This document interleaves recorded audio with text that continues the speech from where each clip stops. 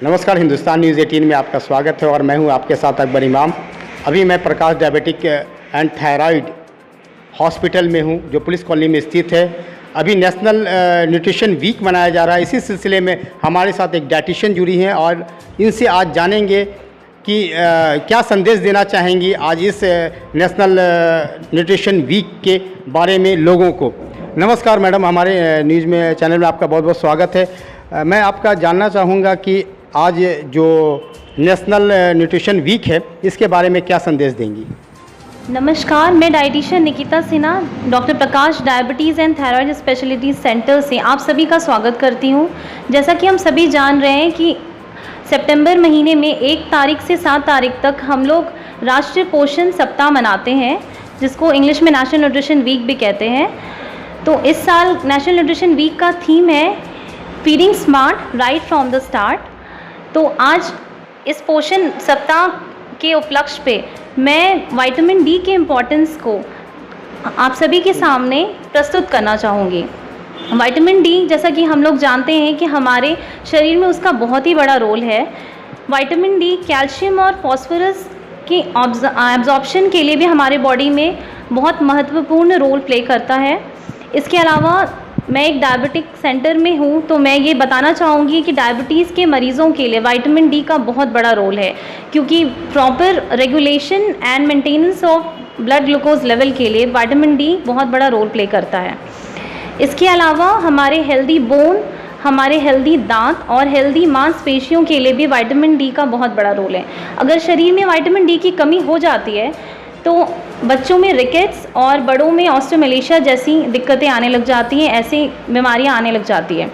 Vitamin D, अगर हम लोग 30 मिनट तक धूप में बैठते हैं तो हमारे शरीर में पर्याप्त मात्रा में विटामिन डी का एब्जॉर्प्शन हो जाता है। बट जैसा कि हम लोग जानते हैं कि आज के ज़माने में हम लोग धूप में उतना बैठ नहीं पाते हैं, तो विटामिन डी का एब्जॉर्प्शन हमारे बॉडी में बहुत कम हो पाता है और इसलिए मैक्सिमम लोग विटामिन डी डेफिशिएंट होते हैं। इसलिए हम लोग एज अ डाइटिशियन मैं ये समझाना चाहूँगी कि हम लोग खाने के रूप में भी विटामिन डी को ले सकते हैं।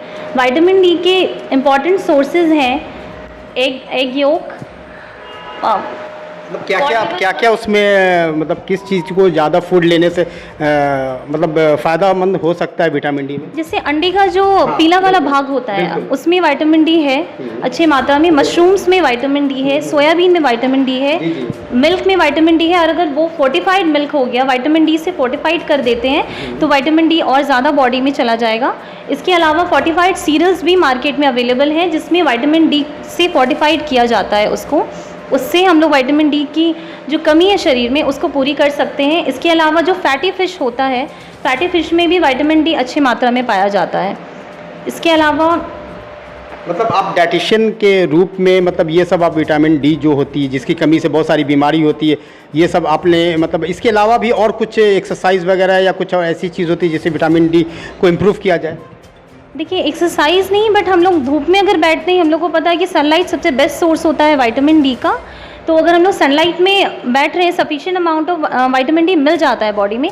लेकिन जैसा कि देख रहे हैं कि आज के ज़माने में सनलाइट में बैठना हम लोग बहुत कम बैठ पाते हैं, तो इसलिए डाइट के थ्रू हम लोग विटामिन डी की जो डेफिशिएंसीज़ है उसको हम लोग कोप अप कर सकते हैं। अच्छा, कितना देर धूप में बैठने से विटामिन डी मतलब इंसान को मिल सकता है? मिनिमम 30 मिनट्स, 30 मिनट 30 मिनट में मतलब विटामिन डी उसका रेगुलेशन एंड एब्जॉर्प्शन शुरू हो जाता है। क्योंकि जैसा कि हम लोग जानते हैं कि विटामिन डी का शरीर में कैल्शियम एब्जॉर्प्शन में बहुत बड़ा रोल है। तो अगर विटामिन डी आपकी बॉडी में सही मात्रा में रहेगा तो आपका कैल्शियम लेवल सही रहेगा, क्योंकि अगर विटामिन डी नहीं है तो कैल्शियम का एब्जॉर्प्शन बॉडी में नहीं होता है। और vitamin D fat soluble vitamin है, इसलिए विटामिन डी के एब्जॉर्प्शन के लिए हम लोगों को पर्याप्त मात्रा में फ़ैट लेना, मतलब वसा लेना भी आवश्यक है।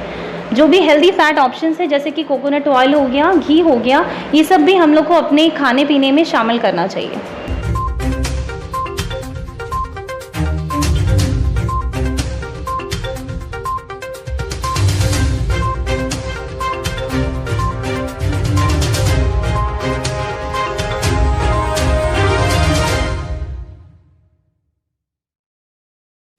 मैडम, क्या क्या डाइट इस न्यूट्रिशन वीक में आप क्या संदेश देना चाहेंगी महिलाओं को जिससे उनको फ़ायदा होगा?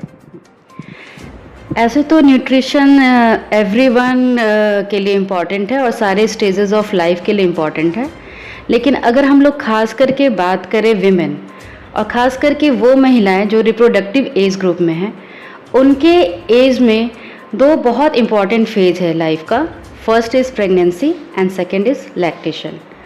प्रेगनेंसी में क्या extra 300 to 350 kilo calorie energy की रिक्वायरमेंट ज़्यादा हो जाती है और लैक्टेशन में up to 450 kilo calorie energy की रिक्वायरमेंट बढ़ जाती है। इसके लिए उन्हें टाइमली इनटेक लेना होगा प्रॉपर डाइट को, जो कि कंसिस्ट होना चाहिए कार्बोहाइड्रेट, प्रोटीन, फैट, मिनरल्स और विटामिन्स के बना हुआ होना चाहिए।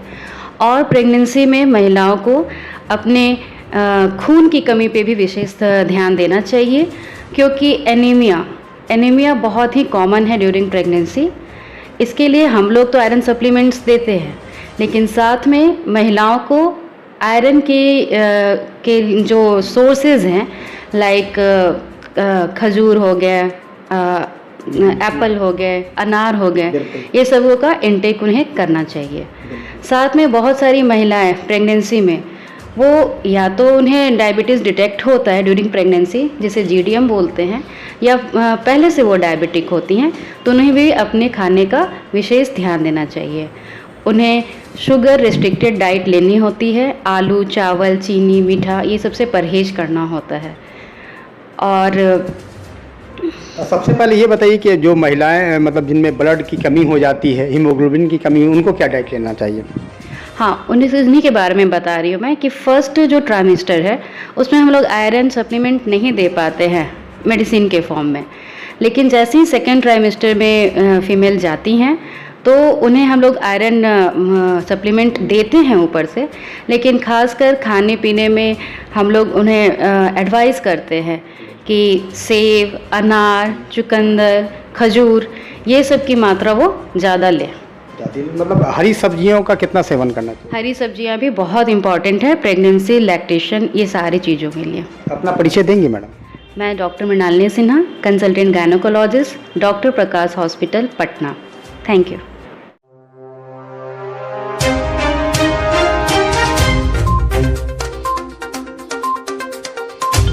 संदेश देना चाहेंगे जो मतलब इस न्यूट्रिशन जो वीक मनाया जा रहा है, जिससे लोगों को ज़्यादा से ज़्यादा फ़ायदा हो?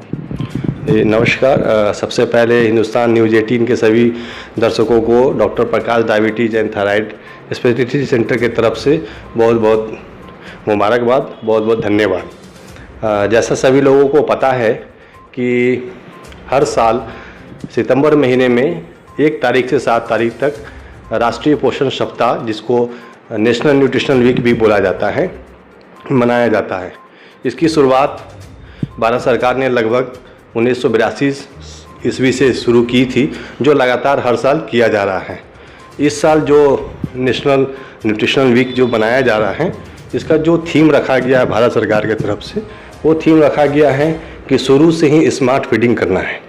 इसका मतलब ये हुआ कि बच्चों को जन्म के बाद से अगर आप उनको smart feeding nutritional diet plan बना के देते हैं तो उनके हर स्टेज पे उनके लिए बहुत फ़ायदा पहुंचता है। दूसरी चीज़ क्या है कि एक कहावत है कि जैसा आप अन्न खाओगे उसी तरह आपका मन भी होगा। तो पोषण बहुत इम्पॉर्टेंट चीज़ है किसी भी इंसान के लिए, और एक राइट डायरेक्शन में उनको मिलना चाहिए एक प्रॉपर डाइट के साथ में। तो राष्ट्रीय पोषण दिवस के उपलक्ष्य में एक बार फिर से मैं Mukesh Sinha, Prakash diabetes and thyroid speciality centre की तरफ से सभी लोगों को राष्ट्रीय पोषण सप्ताह के लिए बहुत बहुत धन्यवाद देता हूँ, मुबारकबाद देता हूँ, और कामना करता हूँ कि सभी कोई इसको फॉलो करें और इसको अच्छे से मनाएं। धन्यवाद।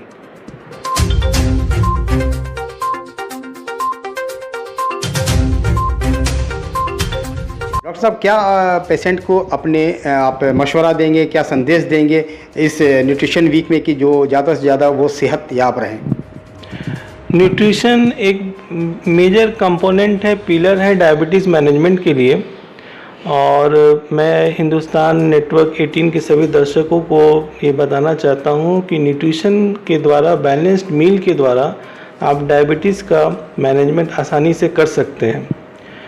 तो डायबिटिक पेशेंट को किस तरह का न्यूट्रिशन लेना चाहिए, तो जैसा कि आप जानते हैं कि हमारे खाद्य पदार्थ में ज़्यादा मात्रा स्टार्च का होता है, कार्बोहाइड्रेट्स का होता है, जिसके कारण से ग्लूकोज की मात्रा ब्लड में बढ़ जाती है और उसका सेवन कम करने से हम लोग ग्लूकोज को मैनेज कर सकते हैं।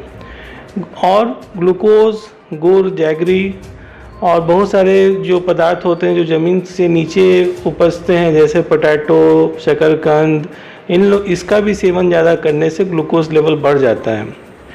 तो डायबिटिक पेशेंट्स को लो ग्लाइसेमिक इंडेक्स डाइट या कॉम्प्लेक्स कार्बोहाइड्रेट डाइट्स का सेवन करना चाहिए, जिसमें फाइबर्स की मात्रा ज़्यादा हो, और इसके अलावा हाई प्रोटीन इंटेक डाइट लेना चाहिए, क्योंकि प्रोटीन लेने से बेनिफिट क्या होगा कि उनका पेट भरा रहेगा और उन्हें जल्दी जल्दी भूख नहीं लगेगी, और जिस कारण से वो डायबिटीज़ मैनेजमेंट में हेल्प करेगी। खासकर ग्रोइंग एज में, जब छोटे छोटे बच्चों को भी आजकल डायबिटीज़ हो जा रहा है, जिनकी एज 20 साल से कम है, और 25 साल 26 साल पे लोगों को डायबिटीज़ डिटेक्ट हो जा रहा है, तो उन लोगों को हाई प्रोटीन इंटेक डाइट लेना चाहिए। नॉर्मली 1 ग्राम प्रोटीन पर केजी बॉडी वेट की ज़रूरत है, तो किसी व्यक्ति का यदि बॉडी वेट 60 केजीज़ है तो उसको 60 ग्राम प्रोटीन की ज़रूरत है। तो यदि वो वेजिटेरियन है तो वो paneer, milk and milk products, soybean, ये सब के द्वारा प्रोटीन इंटेक कर सकते हैं। और यदि वो कोई नॉन वेजिटेरियन है तो वो सप्ताह में 1 दिन एग का उपयोग कर सकते हैं, या एनिमल प्रोटीन भी ले सकते हैं वीक में 1 दिन या 2 दिन। उसके द्वारा उन्हें डायबिटीज़ मैनेजमेंट करने में बेनिफिट मिलेगा। अपना परिचय देंगे?